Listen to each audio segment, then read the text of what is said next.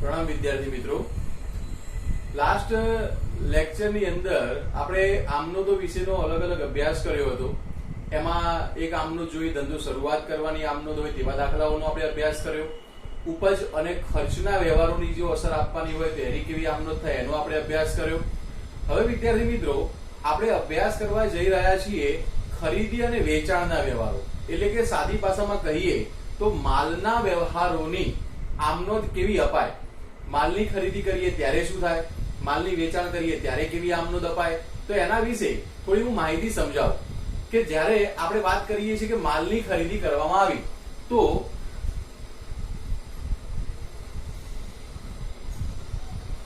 તમે જ્યારે માલની ખરીદી કરો અને માલનું વેચાણ કરો ત્યારે એ બંને સંજોગોમાં કેવી આમનોદ થાય છે એની ચર્ચા કરીએ આપણે। હવે દાખલા તરીકે તમે કોઈની પાસેથી માલ ખરીદો છો, માલ ખરીદવામાં ત્રણ ઓપ્શન રહે, કાં તો રોકડીથી ખરીદો, કાં તો ઉધાર ખરીદો અને કાં તો અડધો રોકડ અને અડધો ઉધાર તમે ખરીદો। તો જો વિદ્યાર્થી મિત્રો તમે માલ ખરીદો છો તો બે અસર શું થાય, માલ આવે છે અને કોઈ વ્યક્તિ જો ઉધાર હશે તો આપનાર છે, અથવા તો જો રોકડા પૈસા તમે ખરીદ્યો હશે તો રોકડ જાય છે। એટલે જ્યારે માલ આવે છે, આવે એટલે ઉધાર થાય અને રોકડ જતી હોય તો એ જમા થાય। તો આની આમનોદ તમારે આ રીતે યાદ રાખવાની કે ભાઈ જ્યારે માલની ખરીદી કરો ત્યારે આવું લખવાનું, ખરીદ ખાતે ઉધાર। તે તમે રોકડેથી પૈસા આપ્યા હોય તો રોકડ ખાતે અને ચેકથી આપ્યા હોય તો બેંક ખાતે જમા। આ રોકડ ખરીદી માટે વાત થઈ। આ જ રીતે રોકડ વેચાણ થાય તો એમાં માલ જાય એટલે જમા થાય। તો અહીં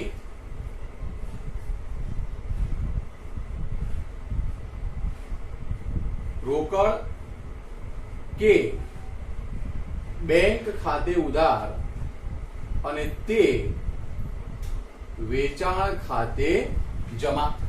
તો એકબીજામાં ઓપોઝિટ થઈ ગયું। ખરીદીમાં હંમેશા ખરીદ ખાતું ઉધાર થાય, વેચાણમાં વેચાણ ખાતું જમા થાય। જો વ્યવહાર રોકડ હોય તો આ મુજબ આપણે અસર આપવાની રહેશે। હવે વાત કરીએ વ્યવહાર ઉધાર હોય। જો વ્યવહાર ઉધાર હશે આખો વ્યવહાર તો અહીં રોકડ નહીં આવે, તો આ જે વસ્તુ છે એ કેન્સલ થઈ જશે।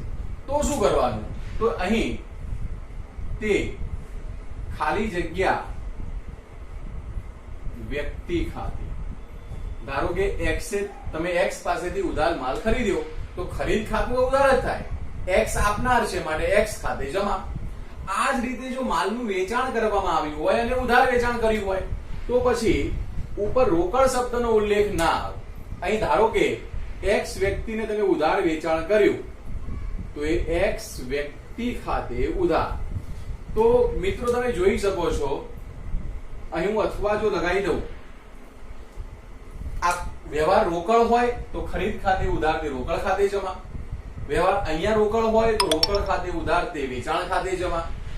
અહીં વાત જો કરીએ છીએ આપણે વ્યવહાર ઉધાર હોય તો ખરીદ ખાતે ઉધાર તે રોકડ ના આવે, તો જે આપનાર છે વ્યક્તિ ખાતે જમા। અહીં વેચાણની હું વાત કરું છું તો કોઈ વ્યક્તિ લેનાર છે તમારી પાસેથી, એના ખાતે ઉધાર અને વેચાણ ખાતે જમા। ઇન શોર્ટ ખરીદ ખાતું ઉધાર જ થાય, જમાની અંદર બે ઓપ્શન થયા, રોકડ વ્યવહારમાં રોકડ ના હોય તો વ્યક્તિ, વેચાણ ખાતું હંમેશા જમા જ થાય। તો ઉધારમાં તમારી પાસે બે ઓપ્શન રહ્યા, રોકડ વ્યવહાર હોય તો રોકડ અને ન હોય તો વ્યક્તિ।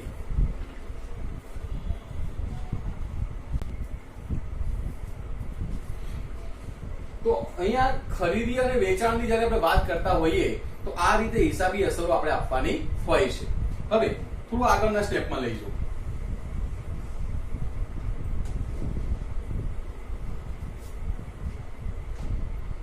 ઘણી વખત મિત્રો કેવું બનતું હોય, વ્યવહાર રોકડ પણ હોય અને ઉધાર પણ હોય। જેમ કે કોઈની પાસેથી 5000 નો માલ ખરીદ્યો, જેમાં 2000 રોકડા આપ્યા અને બાકીના આપવાના બાકી રાખ્યા। તો એ વખત શું કરવાનું, ખરીદ ખાતે ઉધાર તે જેટલા રોકડા આપ્યા હોય એટલા રોકડ ખાતે જમા કરી દેવાના અને બાકીના પૈસા આપવાના જેને બાકી હોય એના ખાતે જમા કરી દેવાના। તો આ અંશતઃ ઉધાર અને રોકડ વ્યવહાર થયો।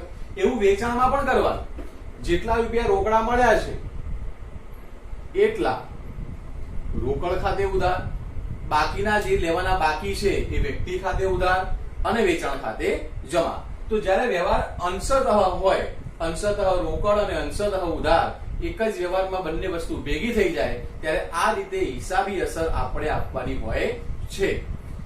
હવે વિદ્યાર્થી મિત્રો, આપણે કેટલાક એવા વ્યવહારોનો અભ્યાસ કરીએ કે જેની અંદર આ ખરીદી અને વેચાણના વ્યવહારો હોય, જે આપણે શીખીએ.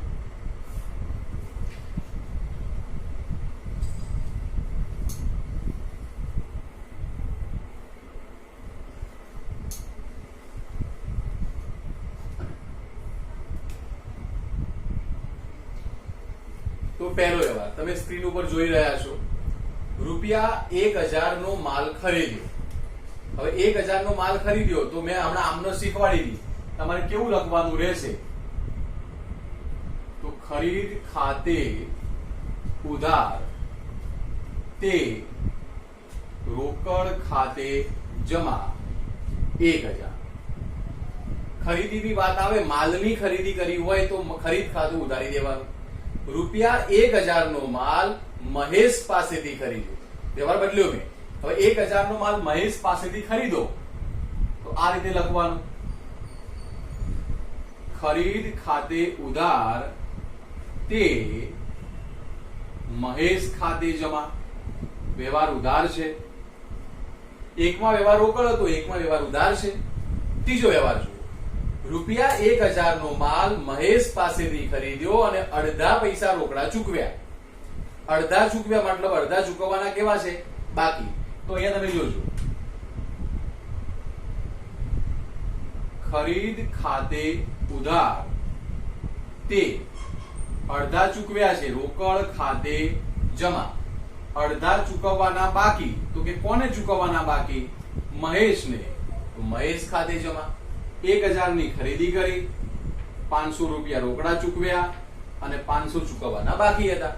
તો આ રોકડ વ્યવહાર થયો, આ ઉધાર વ્યવહાર થયો અને આ અડધો ઉધાર અને અડધો રોકડ થયો. આ ત્રણ વ્યવહારમાં ખરીદીની સ્પષ્ટતા થઈ ગઈ, મગજમાં ક્લિયર થયું કે આવી અસર આપણે અપાય. હવે હું વેચાણના વ્યવહારની વાત કરું.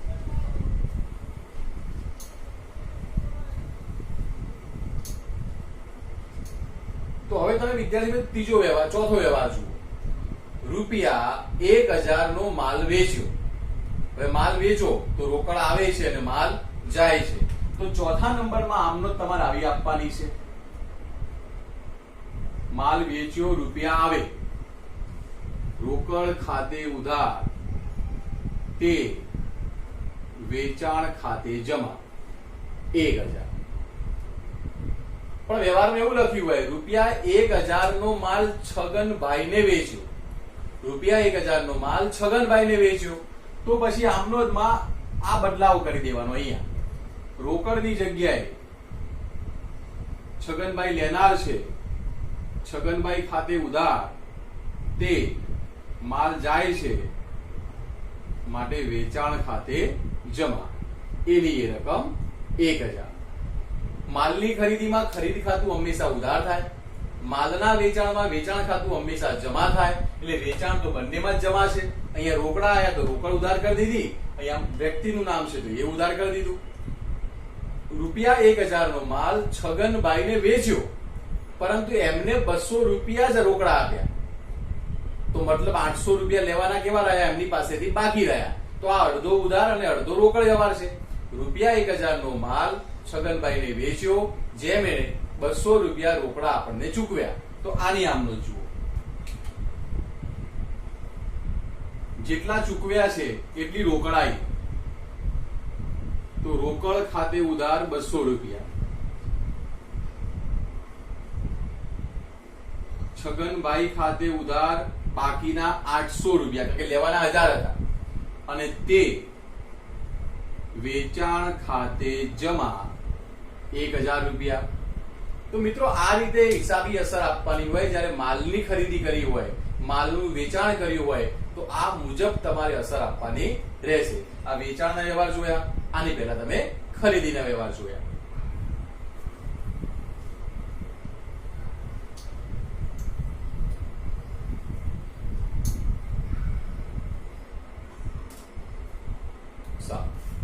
હવે વિદ્યાર્થી મિત્રો, હું વાત કરું છું ખરીદ પરત અને વેચાણ પરતની.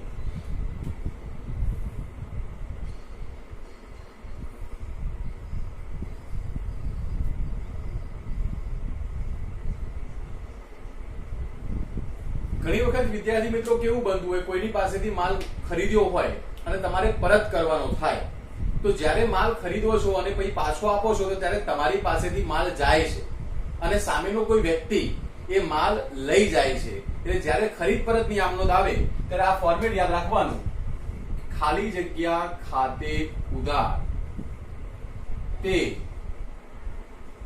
ખરીદ પરત ખાતે જમા. વેચાણ પરતમાં માલ તમારી પાસે આવે છે એ વખત આવું લખવાનું,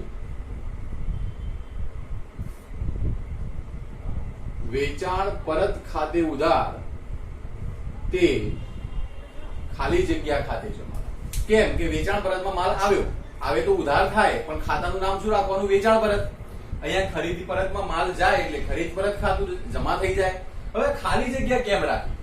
હવે ધારો કે તમે કોઈને માલ પાછો આપ્યો, તો જેની પાસેથી ખરીદ્યો હશે એને જ પાછો આપ્યો હશે, તો આપણે એક્સ ને માલ પાછો આપ્યો, એક્સ લેનાર છે અને માલ જાય છે, તો અહીં એક્સ ખાતે ઉધાર.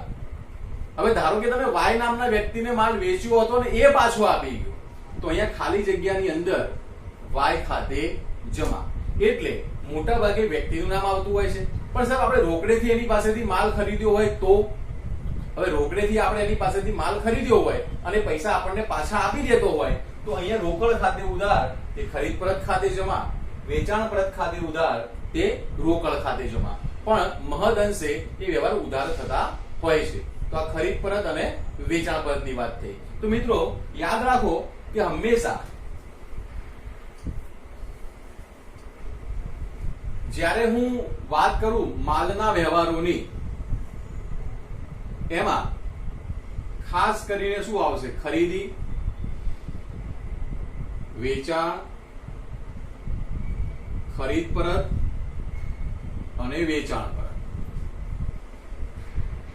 આ બંને છે એ હંમેશા ઉધાર જ થાય, અને આ બંને જે ખાતા છે તે હંમેશા જમા જ થાય. જેમ કે હું કહું કે 4000 નો માલ ખરીદ્યો તો ખરીદ ખાતું ઉધાર, 3000 રૂપિયાનો માલ પાછો આપ્યો, 3000 નો માલ કોઈએ આપણને પાછો આપ્યો એટલે વેચેલો માલ કેવો આવ્યો? પાછો આવ્યો, તો વેચાણ પરત ખાતું હંમેશા ઉધાર જ થાય. વેચાણ, તમે 2000 નો માલ કોઈને વેચ્યો તો વેચાણ ખાતું હંમેશા જમા થાય. જે રીતમાં માલ જાય છે, માલ આ વેચાણમાં અને ખરીદ પરતમાં જાય એટલે જમા થઈ જાય, અને આ બંનેમાં આવે તો ઉધાર થઈ જાય.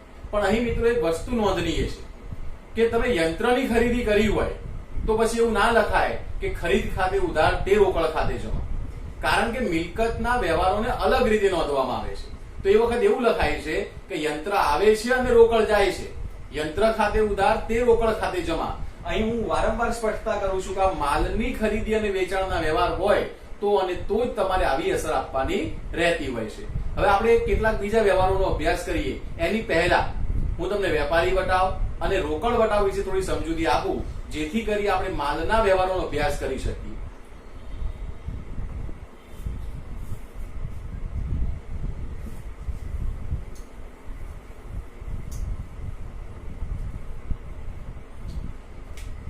તો સાદી ભાષામાં નામ છે વટાવ, આપણે કહીએ છીએ ડિસ્કાઉન્ટ.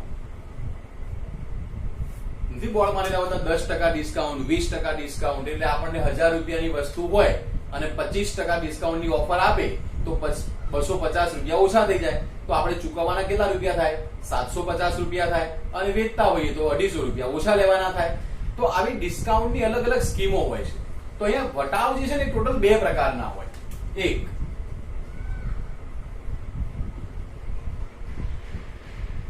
વેપારી વટાવ અને નંબર 2 રોકડ વટાવ. મિત્રો વેપારી વટાવ જે છે એ શું છે? તો વેપારી વટાવ જે છે, હવે જનરલી વસ્તુનું વેચાણ કેવું કરે? કંપની હોય એ જથ્થાબંધ વેપારીને કરે, જથ્થાબંધ વેપારી છૂટક વેપારીને કરે, અને છૂટક વેપારી છે એ ગ્રાહકને કરે. તો જનરલી જથ્થાબંધ વેપારી છૂટક વેપારીને જ્યારે માલ વેચતો હોય ત્યારે અમુક ટકા રકમનું ડિસ્કાઉન્ટ આપે, જે રોકડેથી એની પાસેથી માલ લઈ જાય એને પણ આપે, ઉધાર લઈ જાય એને પણ આપે. એટલે ટૂંકમાં છાપેલી કિંમત ઉપર અમુક ટકા જ્યારે વળતર આપવામાં આવે છે ત્યારે એ વટાવને આપણે વેપારી વટાવ તરીકે ઓળખતા હોઈએ છીએ. એ રોકડ ખરીદી ઉપર પણ મળે, રોકડ વેચાણ ઉપર પણ મળે, ઉધાર ખરીદી હોય કે રોકડ હોય. વ્યવહારથી એને કોઈ મતલબ થતો નથી. એટલા માટે આ દરેક વ્યક્તિને મળે છે, જેથી આ વેપારી વટાવ છે ને એનું નામું ચોપડે લખાતું નથી. દાખલા તરીકે 4000 રૂપિયાનો માલ 10% વેપારી વટાવે ખરીદ્યો. હવે માલની રકમ કેટલા રૂપિયા હતી? 4000. 10%, આના 10% કરો એટલે 400 રૂપિયા થાય. 400 રૂપિયા ઓછા. તો આપણે જ્યારે માલની ખરીદી કરી ત્યારે ટોટલ કેટલા રૂપિયા ચૂકવ્યા છે? 3600. તો આમનું શું લખવાની હોય કે માલ આવે છે ખરીદ ખાતે ઉધાર, તે રોકડ ખાતે જમા 3600 પૂરા. આ 3600 રૂપિયાથી જ નોંધ થાય. ભલે 4000 નો માલ હતો પણ એ રકમથી કોઈ નોંધ કરવાની નથી. આપણે 3600 રોકડા ના આપ્યા હોય તો નોંધ આ જ થાય કે 4000 નો માલ 10% વેપારી વટાવે પરેશ પાસેથી ખરીદ્યો. હવે પરેશ પાસેથી ખરીદ્યો એટલે વ્યવહારમાં નામ છે, વ્યવહાર ઉધાર થઈ ગયો, પણ ખરીદ ખાતે ઉધાર 3600 તે પરેશભાઈ ખાતે જમા 3600. એટલે કહેવાનો ભાવાર્થ શું થયો મિત્રો કે આજે 400 રૂપિયા ડિસ્કાઉન્ટ બતાવ્યું છે, આપણે ચોપડામાં ગણતરી કરી છે રફ કામમાં, એનું નામું ચોપડે લખાતું નથી. આ થયો વેપારી વટાવ. હવે વાત કરીએ રોકડ વટાવ. ઘણી વખત અલગ અલગ જગ્યાએ સ્કીમ મૂકેલી હોય એટલે ગ્રાહકોને આકર્ષવા માટે એમ સ્કીમ કેવી મૂકી હોય કે જો તમે રોકડેથી ખરીદી કરો ને તો આટલી કિંમત, ઉધાર ખરીદી કરો તો આટલી કિંમત. રોકડ ખરીદીની કિંમત છે ને ઓછી હોય, રોકડેથી તમે પૈસા ખર્ચો છો તો એના પૈસા ઓછા આપવાના છે. એટલે જ્યારે તમે ગ્રાહકને કોઈ માલ વેચ્યો છે અને એના નાણાં ઝડપથી પરત મેળવવા હોય તો એના માટે જે વળતર આપવામાં આવે વેપારી વટાવ ઉપરાંત, વેપારી વટાવ તો બધાને મળે છે, વેપારી વટાવ ઉપરાંત બીજું કોઈ વળતર આપવામાં આવે ત્યારે એને રોકડ વટાવ તરીકે ઓળખવામાં આવે છે. જેમ કે તમે કાર લેવા જાઓ, હવે કારની કિંમત મોટી છે તો પેલો સામે ડીલર પૂછે કે સાહેબ રોકડેથી લેવાની છે કે લોન કરવાની છે? જો લોન કરવાની હશે તો કિંમતમાં બહુ ફેરફાર નહીં કરે, પણ રોકડેથી લેવાની હશે ને તો તમને કહેશે હું તમને 10,000 ડિસ્કાઉન્ટ આપું, 15,000 ડિસ્કાઉન્ટ આપું. તો આજે વધારાનું ડિસ્કાઉન્ટ એને પોતાના ઘર તરફથી આપવું પડે પણ પૈસા જલ્દી છૂટા થઈ જાય એટલા માટે આપે છે. એટલે રોકડ વટાવ જે છે એ ગ્રાહકોને પાસેથી ઝડપથી પૈસા કઢાવવાની સ્કીમ છે. હવે આ સ્કીમમાં ફાયદો વેપારીને શું થાય કે પૈસા ઝડપથી આવી જાય એટલે કે ભવિષ્યમાં ગાલખાદ પડવાની શક્યતા, નાણાં પાછા મેળવવાનું જોખમ એ ઘણું ઘટી જાય.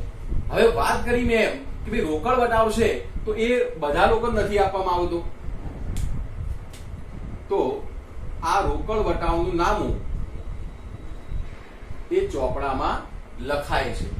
એટલે જો આ જ વ્યવહાર બન્યો હોય, 4000 નો માલ 10% રોકડ વટાવે ખરીદ્યો. જો આ 4000 ની તમારી ખરેખર માલની કિંમત, આ 10% લેખે તમે કેલ્સીમાં 4000 ગુણ્યા 10% કરો, 4000 નું બટન દબાવવાનું, ગુણાકારનું 10 ને ટકાનું, તો તમને 400 રૂપિયા મળી જશે. એ માઇનસ થયા એટલે તમે કેટલા રૂપિયા રોકડા ચૂકવ્યા? 3600 રૂપિયા. હવે વટાવ કયો છે, રોકડ છે કે વેપારી? દાખલામાં લખેલું છે. હવે આ વ્યવહારની આમનોંધ કેવી થાય તમે જરા સમજવાનો પ્રયત્ન કરજો. ખરીદ ખાતે ઉધાર, તમે 4000 નો માલ ખરીદ્યો, બદલામાં કેટલા આપ્યા? તો કે 3600 રૂપિયા જમા આપ્યા. હવે વધ્યા કેટલા? 400. આ 400 નો તમને ફાયદો થયો કહેવાય ખરીદી કરતી વખતે, અને ફાયદાની રકમ જમા થાય એટલે ખરીદ ખાતે ઉધાર 4000, તે રોકડ ખાતે 3600 અને તે રોકડ વટાવ ખાતે જમા 400 રૂપિયા. પણ એ જ વસ્તુ વેપારી વટાવમાં હોય તેવું ના કરાય. વેપારી વટાવમાં કેવું છે? ખરીદ ખાતે ઉધાર 3600 અને રોકડ ખાતે જમા 3600. આ 400 રૂપિયાનું ક્યાંય કોઈ નામું લખવામાં આવતું નથી. કારણ શું છે મિત્રો? આ ઉધાર અને રોકડ બંનેમાં મળે છે. જ્યારે અહીંયા કેવું છે, તમે રોકડની ચૂકવણી કરો, એની લેવડ દેવડ કરો તો જ રોકડ વટાવ મળે, બાકી બધા લોકોને રોકડ વટાવનો લાભ મળતો નથી. આ જ વસ્તુ ચલો વેચાણની હોય, આમાં ખરીદી નથી કરી તમે, 4000 નો કોઈને માલ વેચ્યો છે અને એ રોકડ વટાવે વેચ્યો છે, તો અહીં આ ખરીદીની જગ્યાએ શું થાય? વેચાણ. હવે તમે યાદ કરો, વેચાણ હંમેશા કેવું થાય? માલ જાય એટલે જમા થાય. તો આટલા રૂપિયા તો તમારે જમા જ કરવાના છે, 4000 વેચાણ ખાતે જમા. બદલામાં આયા કેટલા? તો કે 3600 રૂપિયા આયા. તો રોકડ ખાતે ઉધાર 3600 રૂપિયા. 400 રૂપિયા જે છે એ તમારે ઝડપથી પૈસા કઢાવવા માટે વટાવ આલવો પડ્યો, બાકી આપવાની જરૂર નથી. તો એ 400 રૂપિયા તમારો ખર્ચ કહેવાય. એટલે 400 રૂપિયા ઉધાર. એટલે જુઓ અહીંયા વેચાણ ખાતે જમા 4000 થયા, ઉધારમાં રોકડ ખાતે ઉધાર અને વટાવ ખાતે ઉધાર. તો રોકડ વટાવ હોય તો જ વટાવ ચોપડામાં આમનોંધમાં બતાવવાનો છે. વેપારી વટાવને ચોપડે બતાવવાનો નથી.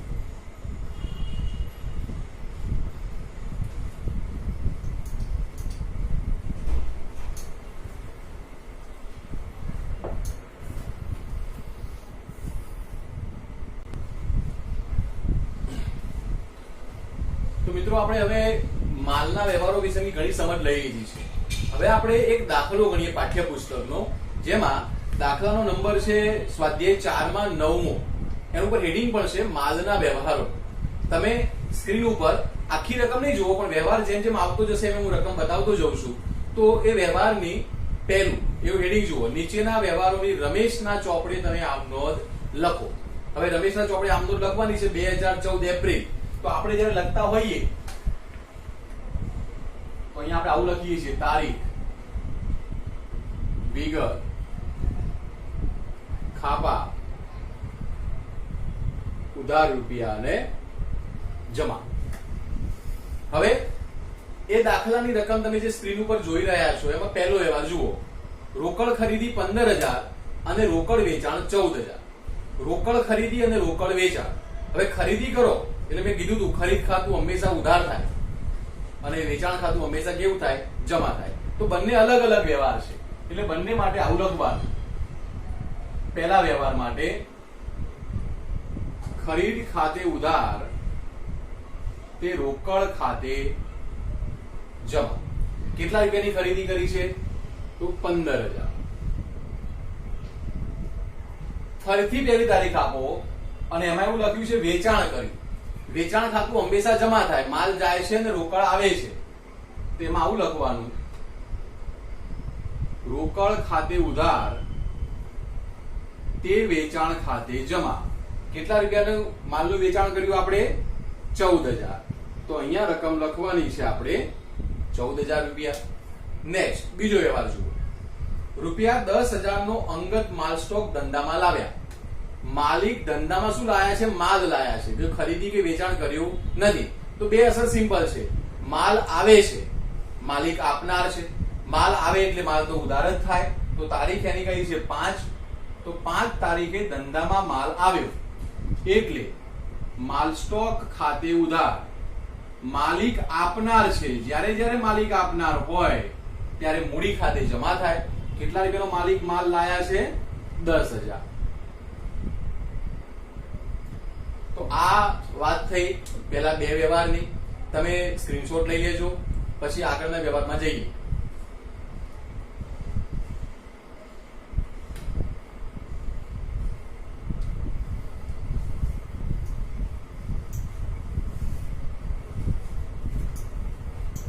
તો નેક્સ્ટ 7 તારીખનો વ્યવહાર જુઓ: રૂપિયા 12,000 નો માલ હર્ષ પાસેથી ખરીદ્યો.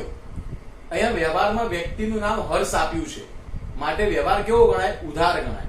હવે ખરીદી કરી તમે એટલે તમે લખવાના કેવું કે ભાઈ માલની ખરીદી કરો એટલે સાહેબ તમે કીધું તું ખરીદ ખાતું હંમેશા ઉધાર થાય.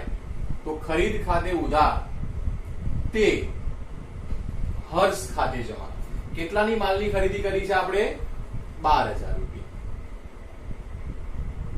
વ્યવહાર રોકડ હોત તો શું લખત? તો લખત ખરીદ ખાતે ઉધાર તે રોકડ ખાતે જમા. અને મેં તમને રોકડ વ્યવહારને ઉધાર વ્યવહારને ઓળખવાની રીત બતાવેલી છે. નેક્સ્ટ જુઓ: હર્ષ પાસેથી ખરીદેલા માલ પૈકી અડધા ભાગનો માલ ખામી વાળો હોવાથી પરત કર્યો. 10 તારીખના વ્યવહારમાં હર્ષ પાસેથી જે માલ ખરીદ્યો છે એમાં અડધો ખરાબ નીકળ્યો, આપણે એને પાછો આપી દીધો. તો હવે શું થાય? હર્ષ પાછો લેનાર છે અને માલ જાય છે એટલે આ ખરીદ પરતનો સંજોગ કહેવાય. એટલે અહીંયા આપણે આવું લખવાનું 10 તારીખે કે તમે હર્ષને માલ પરત કર્યો. તો હર્ષ લેનાર છે, હર્ષ ખાતે ઉધાર, માલ જાય છે તો કઈ રીતે? ખરીદેલો પાછો, માટે ખરીદ પરત ખાતે જમા. 12,000 ની રકમ હતી એનો અડધો કરી દીધો એટલે 6,000 રૂપિયા થઈ ગયા. નેક્સ્ટ રમીલા પાસેથી 10,000 નો માલ ખરીદ્યો અને તેના અડધા નાણાં ચેક થી ચૂકવ્યા. માલ ખરીદ્યો અને અડધા પૈસા આપ્યા, મતલબ અડધા આપવાના કેવા છે? બાકી. પણ ખરીદી કરો એટલે શું લખશો તમે? તો 12 તારીખ. ખરીદ ખાતે ઉધાર. કેટલાનો માલ ખરીદ્યો આપણે? 12,000. હવે આમાંથી તમે કેટલા આપ્યા? અડધા. અને એ કેવા આપ્યા? રોકડા કે ચેક થી? તો ચેક થી આપ્યા. માટે તે બેંક ખાતે જમા 6,000. કારણ કે તમે અડધા જ આપ્યા છે, તો બાકીના અડધા કોને આપશો? તો કે રમીલાબેન ને. ચોખ્ખી વસ્તુ છે, આપણે એની પાસેથી માલ ખરીદ્યો છે, તો તે રમીલા ખાતે જમા બીજા 6,000. તો આ રીતે આ વ્યવહાર અડધો ઉધાર અને અડધો રોકડ કહેવાય. આ વ્યવહાર જે છે આખો ઉધાર કહેવાય. એટલે રોકડ અને ઉધાર વ્યવહાર આવે તો આ રીતે આપણે અસર આપવાની રહેતી હોય છે. નેક્સ્ટ, રમીલા પાસેથી ખરીદેલા માલના 30% નફો ચડાવી 10% વેપારી વટાવે મીતાને વેચ્યો.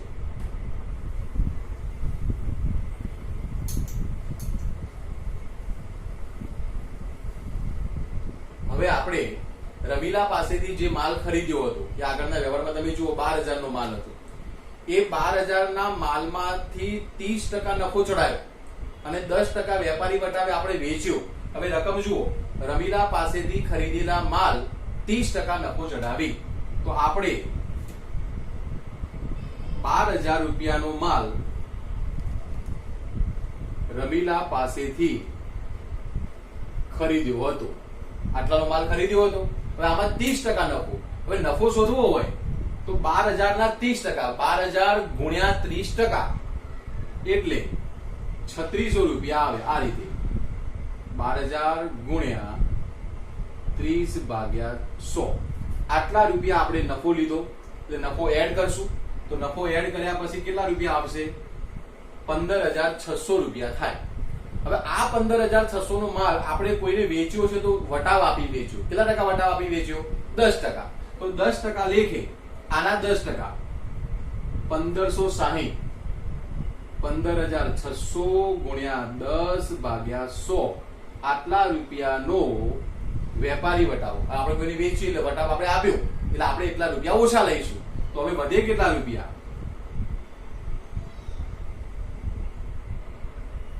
તો અહીંયા 14,040 રૂપિયા વધ્યા. અહીંયા 0 માં 0 જાય, 10 માં 6 4, 5 માં 5 જાય 0, 5 માંથી 1 જાય તો 4, અને આ 14,040. તો આપણે 14,040 રૂપિયામાં માલ નું શું કર્યું? વેચાણ કર્યું. કોને વેચાણ કર્યું? તો નામ છે વ્યવહારમાં મીતાને. તમે મીતાને માલ ઉધાર વેચ્યો છે, તો આમનો જ લખાય. કઈ તારીખે માલ વેચ્યો? 15 તારીખે. તો મીતા લેનાર છે. મીતા ખાતે ઉધાર, તે વેચાણ ખાતે જમા 14,040. આટલા રૂપિયામાં આપણે મીતાને માલ વેચી દીધો. તો જ્યારે આવી કઈક માહિતી કીધી હોય તો આવી સિમ્પલ ગણતરી હોય છે જે 11 નો છોકરો કરી શકે. નેક્સ્ટ જુઓ, 18 તારીખ, મીતાએ 1,000 નો માલ પરત કર્યો. આપણે જે માલ વેચ્યો હતો એમાંથી મીતાએ 1,000 નો માલ પાછો આપ્યો, એટલે આપણી પાસે માલ આવે છે અને મીતા આપનાર છે. તો માલ કઈ રીતે પાછો આવ્યો? તો કે વેચેલો પાછો આવ્યો. એટલે આપણે આવું લખવું પડે, વેચાણ પરત ખાતે ઉધાર 1,000. કોણ પાછું આપી ગયું? મીતા. તો મીતા ખાતે જમા 1,000. એટલે મિત્રો યાદ રાખજો, ખરીદ ખાતું ઉધાર માલ આવે એટલે ઉધાર થાય, વેચાણ ખાતું માલ જાય તો જમા થાય. ખરીદ પરતમાં માલ કેવો? ખરીદેલો પાછો જાય એટલે જમા થાય. વેચાણ પરતમાં કેવું થાય? માલ વેચેલો પાછો આવે એટલે ઉધાર થાય. તો આ રીતે 4 ખાતાની ખાસ સમજ હોવી જોઈએ. નેક્સ્ટ જુઓ, 20 તારીખ, કલ્પનાને 20,000 નો માલ 10% વેપારી વટાવે અને 5% રોકડ વટાવે વેચ્યો.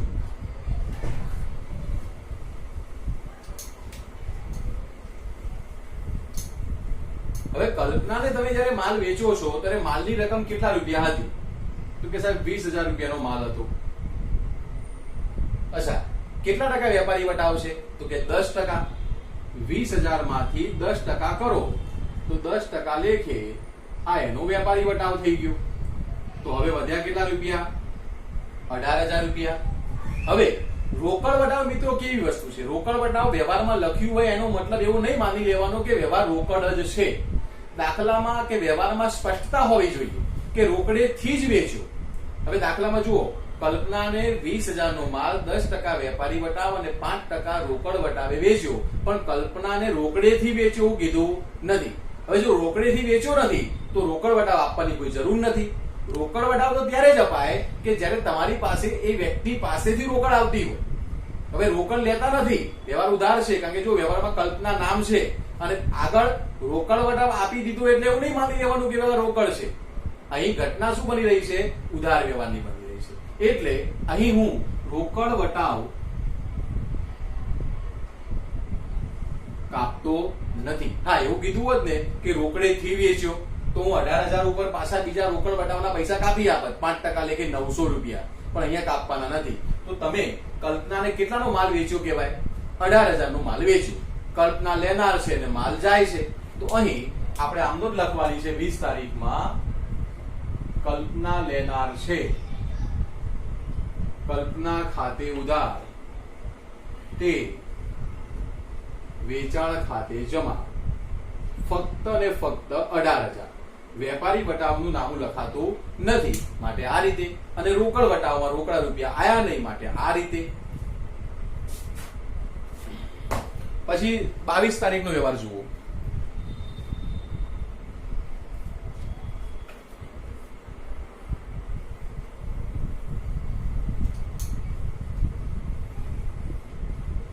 તારીખના વ્યવહારમાં લખ્યું છે આગમાં રૂપિયા 2,000 નો માલ બળી ગયો, જે વીમા કંપનીએ 1,000 નો દાવો મંજૂર કર્યો છે. હવે અહીંયા ખરીદી અને વેચાણ કરતા થોડા અલગ પ્રકારના વ્યવહાર આવ્યા.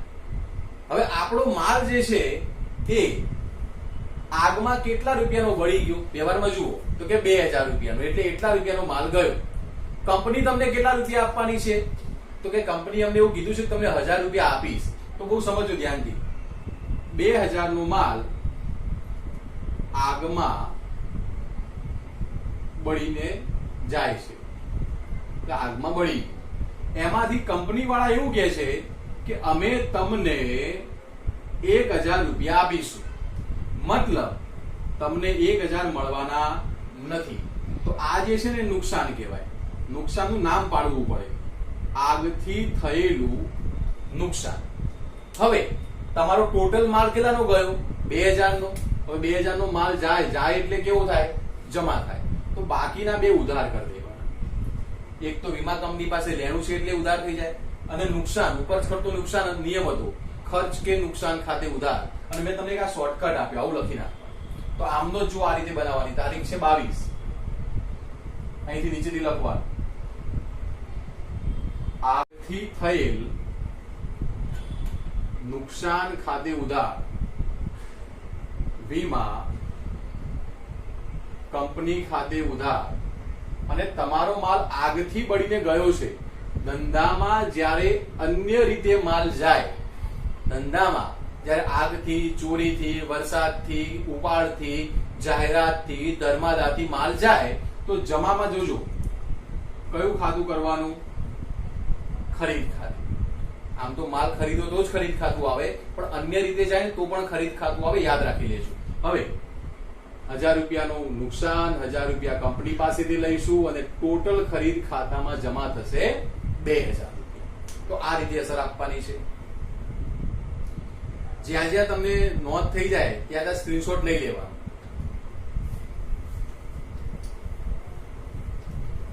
નેક્સ્ટ જુઓ 25 નંબર. 25 તારીખના વ્યવહાર. રૂપિયા 500 નો માલ વરસાદમાં પલળી ગયો અને વેચતા 200 રૂપિયા આયા. તમારો ટોટલ કેટલા રૂપિયાનો માલ પલળી ગયો? 500 નો.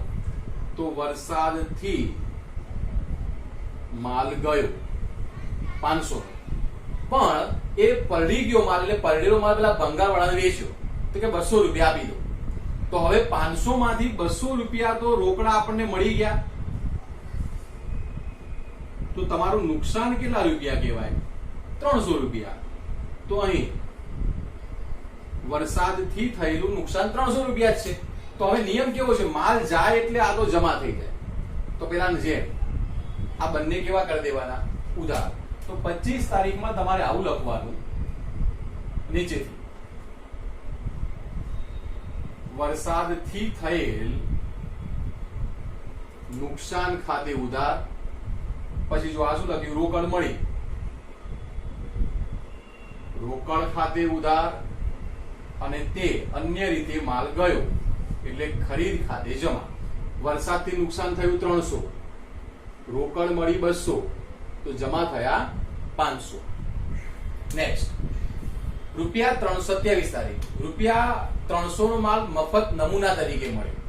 હવે મફત નમૂના તરીકે મળ્યો છે માટે એ બિન આર્થિક વ્યવહાર કહેવાય. તમે મફત આપો તો નોંધ થાય, પણ મફત મળ્યો હોય તો એનું કોઈ નામું લખાય નહીં. માટે 27 તારીખનો વ્યવહાર છે બિન આર્થિક કહેવાય, એનું નામું ન લખાય. નેક્સ્ટ, 250 નો માલ મફત નમૂના તરીકે મળ્યો હતો જે 400 માં વેચ્યો. હવે જે મફત મળ્યો હતો એ તમે વેચી દીધો છે, તો એનું નામું લખાય. કેવી રીતે લખાય જોઈએ? જે 250 રૂપિયાનો તમને માલ મળ્યો હતો એ તમે 400 માં વેચ્યો, તો તમને રૂપિયા રોકડા મળ્યા હશે, તો આપણે આવું લખી દેવાનું. રોકડ ખાતે ઉધાર તે વેચાણ અથવા તો ઘણા આવું લખતા હોય છે પરચુરણ આવક ખાતે જમા 400.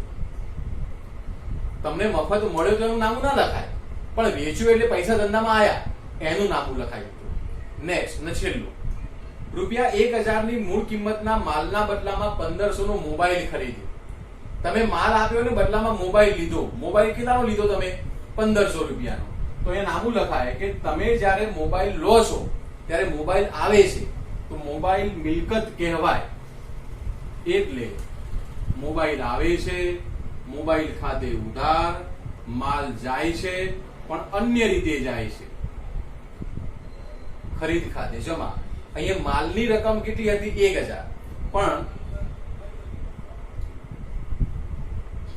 તો તમને મોબાઈલ ખાતે 1000 અને ખરીદ ખાતે જમા 1000. તો આ રીતે મિત્રો ખરીદી અને વેચાણના વ્યવહાર લખાય. આપણે આગળ બીજા કેટલાક વિશિષ્ટ વ્યવહારો શીખીશું, એ નેક્સ્ટ વિડીયોમાં જોઈશું.